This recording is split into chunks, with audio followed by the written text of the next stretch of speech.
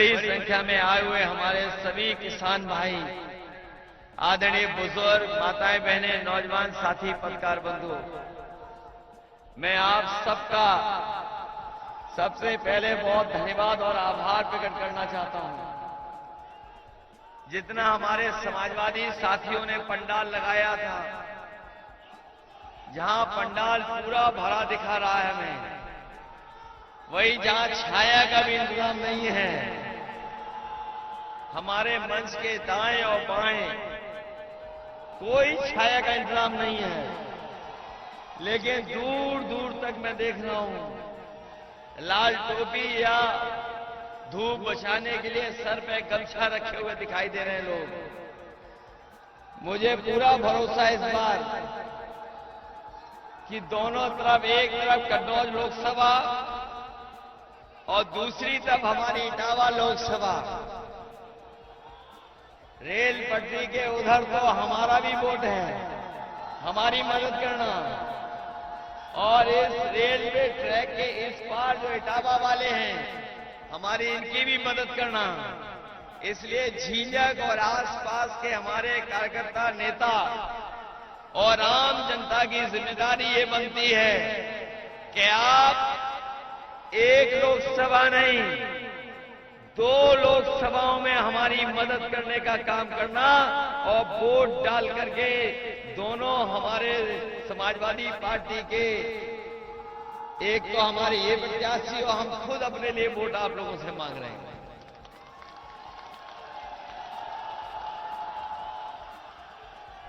ये पहले के चुनाव से ये इस बार अलग चुनाव दिखाई दे रहा है, और अलग चुनाव इसलिए भी दिखाई दे रहा है कि जिनकी सरकार 10 साल से हम लोग दिल्ली में देख रहे हैं, और उत्तर प्रदेश में 7 साल की सरकार में जनता का गुस्सा 7वें आसमान पर पहुंच गया है। ये 7वें चरण तक हमारे आम जनता का गुस्सा कहां होगा, इसकी कल्पना नहीं की जा सकती है।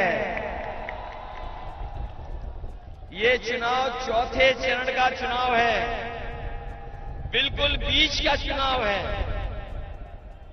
3 चरण हमारे हो चुके हैं।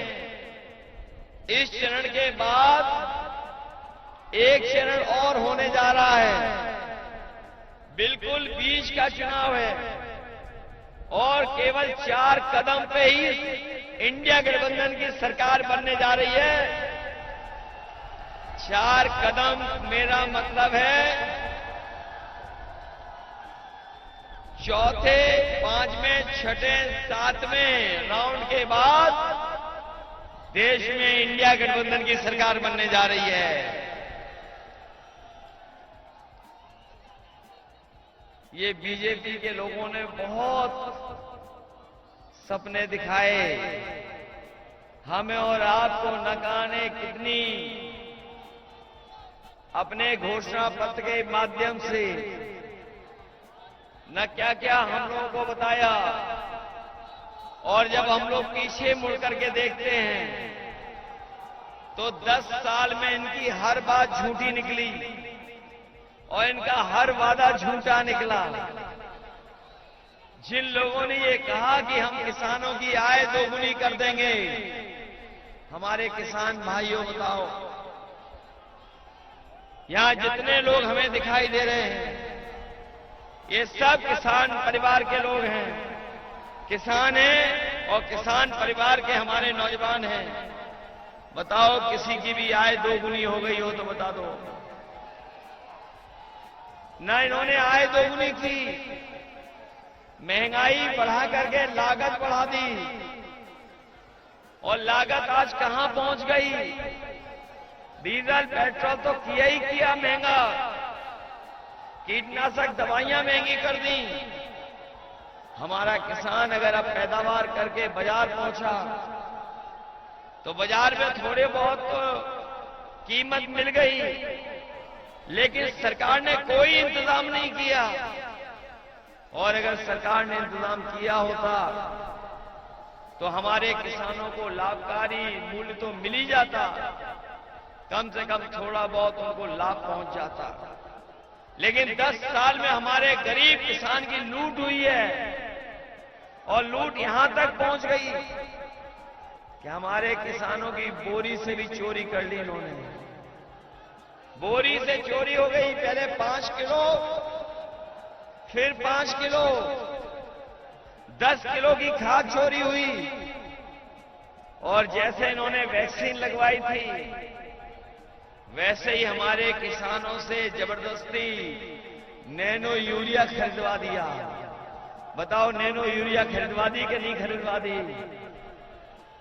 और सरकार ने बोला कि नैनो यूरिया जब फसल में पहुंचेगी, डाली जाएगी, तो पैदावार बढ़ जाएगी। बताओ किसान भाइयों, बोरी की चोरी तो हुई, लेकिन जो आपसे जबरदस्ती नैनो खरीदवा करके नैनो फसलों में डलवाई नैनो यूरिया, बताओ कौन सा फसल की पैदावार बढ़ गई? अगर बढ़ गई हो तो बता दो हमें। कहीं पैदावार नहीं बढ़ी। और सुनने में आ रहा है कि जैसे बड़े उद्योगपति बीजेपी की सरकार में बैंकों का पैसा लेके भाग गए, उसी तरीके से नैनो यूरिया जिसने बनाई थी वो भी भारत छोड़ करके भाग गया। बताओ, नैनो यूरिया आपको जबरदस्ती खरीदनी पड़ी कि नहीं खरीदनी पड़ी? हमारे नौजवान जो यहां दिखाई दे रहे हैं, इनके हाथ में कोई नौकरी रोजगार है ही नहीं।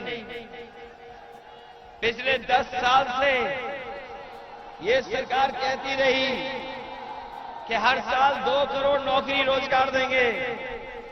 बताओ नौजवानों, किसी को नौकरी रोजगार मिला हो? और जितनी भी सरकार ने परीक्षाएं कराई, सबके पेपर लीक करा दिए। पेपर लीक हुए कि नहीं हुए? ये कैसी सरकार है जो अपना लीकेज नहीं रोक पा रही है? हर पेपर लीक होता जा रहा है। सब पेपर परीक्षाएं रद्द हुई इसमें।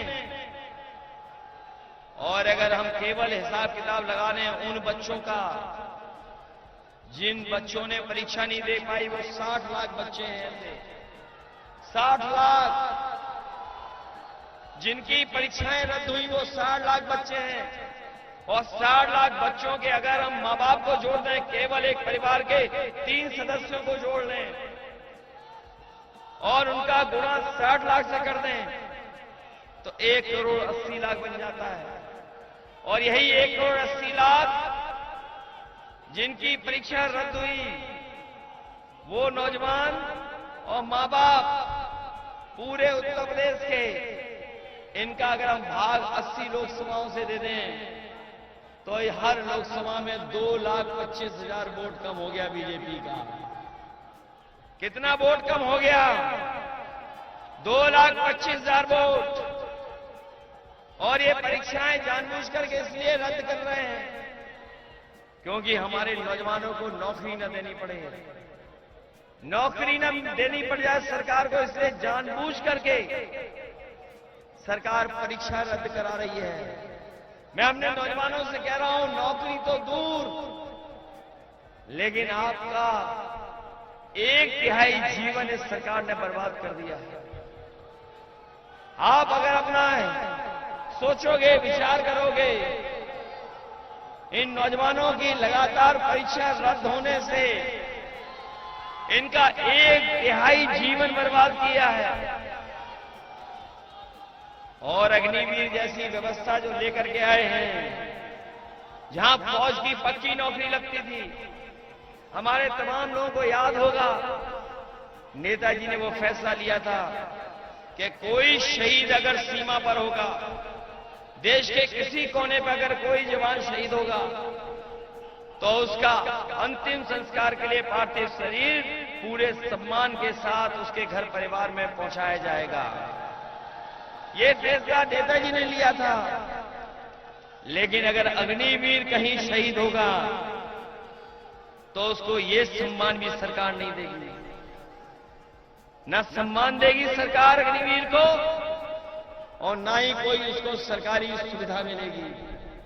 इसलिए अपने नौजवानों से कह के जा रहे हैं कि ये सरकार ने जो आधी अधूरी नौकरी अग्निवीर की लेकर के आए हैं, आने वाले समय में इंडिया गठबंधन सरकार बनने जा रही है, अग्निवीर व्यवस्था हमेशा हमेशा के लिए खत्म हो जाएगी।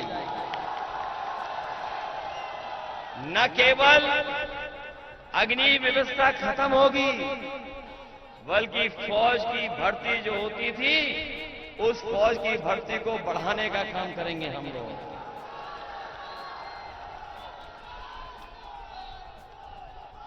मैं कई चुनाव को इधर देख रहा हूं, चरणों में चुनाव हुए हैं। हमारे खाकी वर्दी भाई वाले लोग भी कभी कभी हम लोगों को गुस्सा दिखाते हैं। मैंने कई सभाओं में कहा कि याद रखना, ये बीजेपी वालों ने अभी तो फौज की नौकरी 4 साल की है। अगर ये सरकार दोबारा बना ले गए तो हमारे खाकी वर्दी पहनने वाले भाइयों की भी नौकरी 3 साल की कर देंगे। ये प्रेस के लोगों के साथी हमारे सवाल पूछते हैं कभी कभी कि ये कैसे संभव है। मैं उन्हीं लोगों से पूछता हूं कि बताओ, आपको पता था कि अग्निवीर व्यवस्था आ जाएगी?